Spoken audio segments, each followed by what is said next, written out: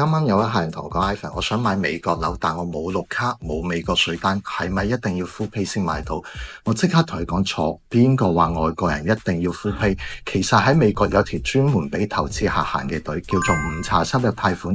今日想同大家拆解下，無論你係本地隱形富豪啦，定係純海外買家，點樣利用呢招去玩轉美國樓市。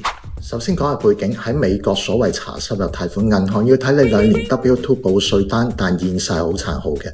舉個例子，喺我哋華人好中意嘅加州以外，房價中位數已經去到150萬美金。如果你想借100萬，銀行要求你將稅單顯示年收入要有25萬到30萬美金，但現實係當地家庭收入中位數得13到15萬，呢條數根本計唔掂。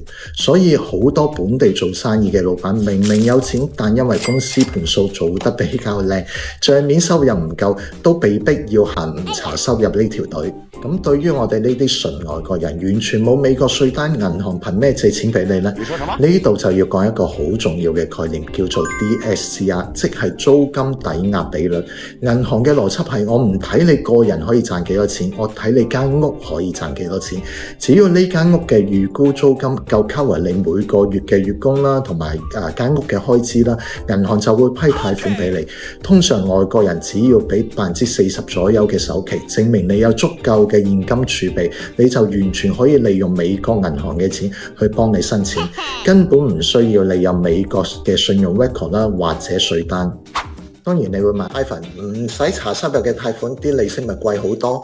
以前可能會貴1到2厘啦，但依家個市變咗啦。根據最新嘅數據，查收入同唔查收入貸款嘅利息差距已經縮窄到得返0.5厘左右。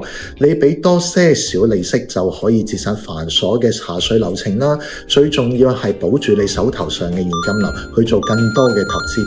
呢筆帳絕對算得過。所以千祈唔好俾冇身份冇稅單就限制咗你嘅想像力啊！喺美國磚頭同現金流先係硬道理。想知道以外國人身份目前最平可以做到幾多利息？關注我私信話你知。